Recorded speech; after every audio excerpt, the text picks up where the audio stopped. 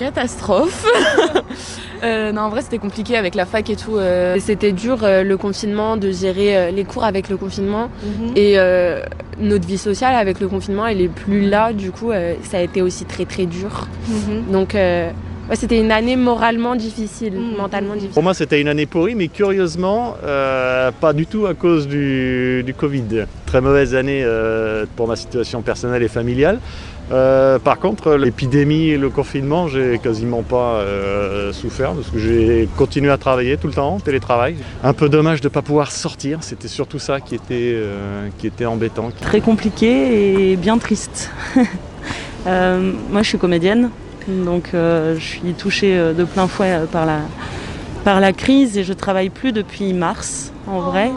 Donc je suis performeuse essentiellement, donc voilà. Et après, j'ai un lieu associatif dans le 19e, donc on a créé une radio autonome et je donne beaucoup de cours aussi au collège. Donc voilà, j'ai réussi à avoir un peu d'activité, mais c'est pas... du théâtre Oui, des cours de théâtre au collège, ouais. En un mot, moi je dirais compliqué.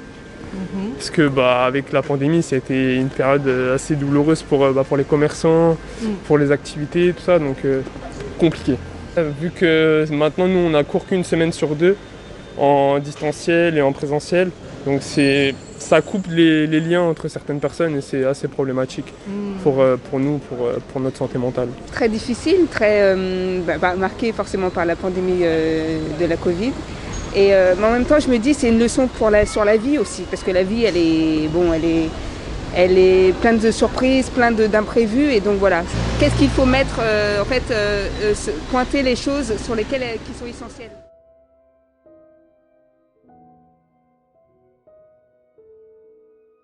Honnêtement non, parce que ça aurait été une vraie pandémie, genre grippe espagnole ou peste ou un truc comme ça, où les gens meurent par charrue entière, peut-être. Mais là, après les gens continuent de mourir du cancer, des accidents de voiture, du tabac, de la malnutrition, du paludisme. Voilà, donc honnêtement, moi, ça m'a pas paru être un changement radical, ou ça a été une cause en plus de la guerre, enfin de toutes les autres causes connues, mais comme c'est pas spectaculairement plus puissant que n'importe quelle autre cause, moi ça m'a pas plus changé que ça. C'est une crise et comme tout événement, il faut la passer et avancer quoi, et retenir que les choses positives. Je trouve que le rapport avec les autres c'est hyper important, mais du coup là c'est un peu coupé et on peut plus communiquer, donc c'est triste. Moi, complètement, ouais, parce que je me suis rendu compte qu'en fait, ne plus pouvoir sortir voir ses amis, tout ça, c'était vraiment compliqué. Et au final, c'est essentiel de voir ses amis et de continuer d'avoir une vie sociale de ouf. Personnellement aussi, je me suis rendu compte que notre vie, elle est, on va dire, elle sert à quelque chose parce qu'il y a d'autres personnes autour. Mais s'il n'y a plus personne, quand t'es qu'avec toi-même tout le temps, ça sert à rien au final parce que tu sers à personne. Du coup, ouais. T'as dit tu sers à personne. Ouais, c'est ça. Ouais, c'est très philosophique. Non, mais en vrai, c'est ça. Quoi. Non, mais oui, ouais. Et cette pandémie nous pousse encore plus à approfondir en fait ces questions sur qu'est-ce que la vie, qu'est-ce qui est essentiel pour nous. Se dire qu'aussi, oui, la santé, c'est vraiment essentiel aussi. Qu'est-ce qu'on mange, qu'est-ce qu'on achète aussi, parce que la pandémie, quand même, je pense qu'elle dit quelque chose sur l'état de la planète aussi. J'avais lu un article sur le fait qu'il y ait de plus en plus de pandémies en ce moment. En fait, on détruit la planète de plus en plus et on est de plus en plus vulnérable à ça, et donc je pense que ça raconte ça aussi.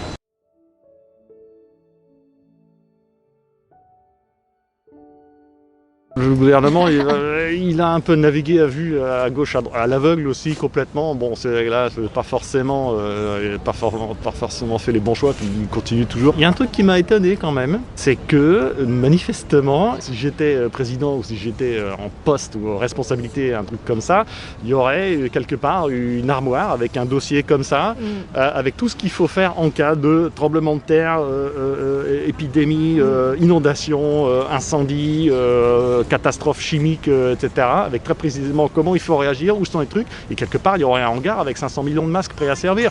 C'est des choses qu'il faut, voilà, normalement on prévoit les dangers et on se donne les moyens d'y répondre, même quand c'est inconnu. Sauf que là, visiblement, les masques, ils étaient plus là, et puis il n'y avait pas le personnel, il y avait rien, pas de plan de contingence, donc Bon, moi je travaille dans l'industrie. Dans l'industrie, on analyse les dangers et on met en place des stratégies pour les éviter. Voilà. Et là, le fait que ça n'ait pas été fait au niveau national, j'étais un peu... je me dis, mais qu'est-ce qu'ils font, quoi? Moi, ce qui m'avait frappé, c'est que il y avait eu beaucoup de unes de presse qui disaient le continent africain n'est pas touché par l'épidémie, pourquoi l'Afrique n'est pas touchée par l'épidémie. Et en fait, j'ai vu en fait tout le rapport colonial et raciste que l'Occident a avec l'Afrique. On se disait mais pourquoi ce continent pauvre et noir n'est pas touché par l'épidémie? On se disait, et il y a aussi eu, ce qui m'a frappé, c'est que des journalistes ont dit sur une chaîne télé, on va essayer les vaccins en Afrique, comme si l'Afrique continuait en fait à être le laboratoire de l'Occident. Et ça dure depuis des siècles en fait. Hein. Donc déjà on voyait aussi les rapports oui, de domination, les rapports inégalitaires qu'il y a. Et puis aussi l'épidémie a montré aussi comment on est dans une société inégalitaire. Oui. Entre il y a les personnes les plus pauvres qui habitent dans des quartiers défavorisés ont été encore plus touchées. Voilà. On n'a pas été tous touchés de la même façon. Mais j'ai l'impression que la France a moins bien géré que certains autres pays, et parce qu'il y a d'autres pays qui sont déjà sortis du confinement, qui reprennent le cours de leur vie, et nous on n'est pas à l'abri d'un troisième confinement, quoi. Donc je trouve que ça n'a pas été hyper bien géré, mais bon, je suis personne pour dire ça parce que j'aurais pas fait mieux. Les frontières, pour nous c'était quelque chose comme le monde il est ouvert et c'est normal. Or que là on se rend vraiment compte que non, tu peux pas aller où tu veux, là où tu veux, quand tu veux. Je pense que c'est très compliqué parce qu'encore une fois, c'est la première fois que ça nous tombe dessus. Donc comment savoir gérer une crise qu'on n'a jamais gérée avant? Donc forcément, il y a des choses qui peuvent pas très bien se passer, on peut apprendre. Après, tout ce qui est le budget dans les hôpitaux publics, etc., ça c'est quelque chose, c'est un gros point d'interrogation. Comment ça se fait qu'on n'est pas capable, après une première vague, de se dire qu'il faut éviter une deuxième vague parce qu'on n'a toujours pas de lits et toujours pas de matériel? Donc ça, c'est pour moi la grosse question. Le premier confinement, je pense que c'était quelque chose de tellement exceptionnel et qu'on n'avait jamais vécu ça. Et le fait que le monde entier s'arrête. Et là, depuis le déconfinement, c'est assez compliqué. Je suis assez militante, mais du coup, je trouve ça très injuste aussi, les décisions. Je trouve ça hyper compliqué. Et puis, toutes les lois qui sont passées... parce que c'est le confinement, que les gens pensent à autre chose, etc. Je trouve ça... Donc j'ai pas un regard forcément sur la vie par rapport à la santé ou des choses comme ça. Oui, c'est terrible. Après, pour moi, c'est vraiment les limites aussi du capitalisme, de tout ce qui se passe, quoi. Bon, il y a eu des trucs hyper beaux. Le premier confinement, il y a eu beaucoup de brigades solidaires, il y a eu beaucoup de choses qui étaient hyper belles. Mais ça a montré aussi des trucs vraiment horribles, tels bien sûr le racisme, l'exponentiel de la pauvreté, la situation des étudiants et tout. C'est terrible, quoi.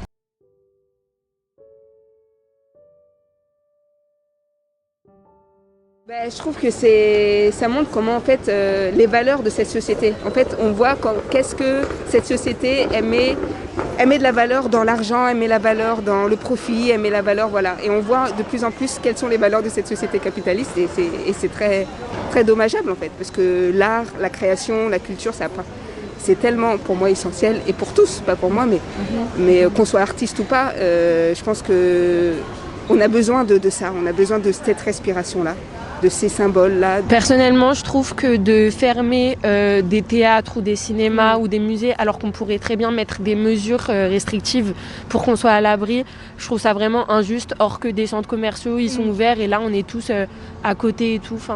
Je trouve ça pas bien géré. Ça montre aussi la place volontaire qu'on veut donner à la culture, quoi. La fermeture des lieux culturels qui pour moi assez honteuse quand on voit le nombre quand on fait la queue pour aller à la Fnac, les marées humaines qu'il y a aux Galeries Lafayette, etc.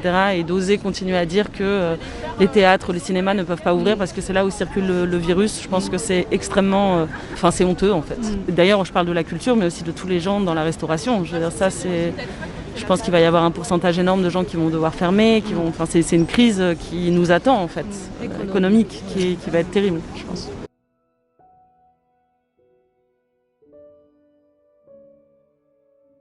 Malheureusement, ça sera restreint comme les différentes annonces qui ont été faites, c'est 6 personnes maximum. Du coup, ça sera seulement avec la famille pour Noël et après ça sera tout seul chez soi, quoi.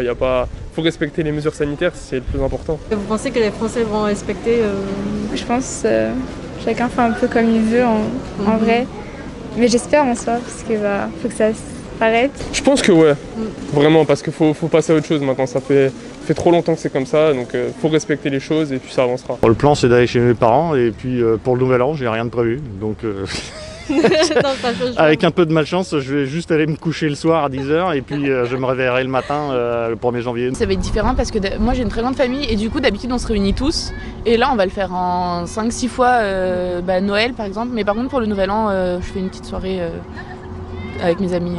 Oui, moi aussi, on va se réunir un peu moins qu'à d'habitude. Et on va essayer de prendre tous nos distances, de pas se faire de câlins, de pas dormir les uns chez les autres, etc. Ça va être difficile, non? Ouais, Surtout pour les grands-parents. Ouais, Je surtout sais pas pour les toi, moi mes grands-parents, grands-parents ouais. ils font des câlins tout le temps.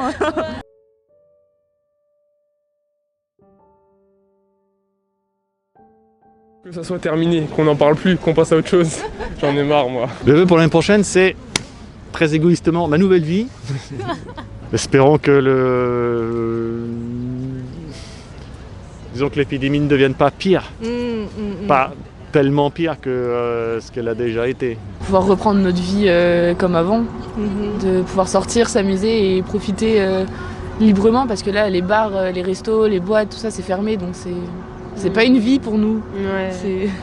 Moi, j'espère qu'ils vont trouver un remède contre le corona et que ça sera un remède fiable. Et j'espère qu'il n'y aura pas une trop grosse crise économique parce que ça risque vraiment de nous impacter tous. Et ouais, j'espère que la vie va reprendre normalement. Là, je parle des bars, tu parles de l'économie. J'espère que les conséquences de cette épidémie ne seront pas trop lourdes. Bon, on ne sait pas, on verra. Mais pour moi, il faut continuer à créer, à penser. Il faut toujours avoir un regard critique sur ce monde pour qu'il continue à avancer ce monde-là.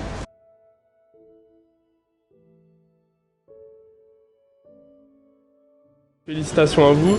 Vous êtes sortis de cette crise et j'espère que ça perdurera dans la suite. Et on passe à autre chose, on repart sur une nouvelle vie et on commence un nouveau chapitre de notre vie. Que l'année 2021 soit plus épanouie que 2020. Et je vous souhaite une très bonne fin d'année parce que cette année est assez dure émotionnellement et bien sûr physiquement et moralement. Donc j'espère que ça va être la fin de cette étape-là pour une nouvelle année avec plein de belles choses et plein de choses positives. Et bien sûr, bravo à Taïwan qui sait gérer aussi cette crise sanitaire mieux que sûrement quiconque. Donc voilà, bravo. Juste bon courage avec la crise et bonne fête de fin d'année et bonheur à tous. Je peux dire en anglais? En anglais, oui. So, everybody stay safe and protected and have a good end of the year and yeah, take care of you.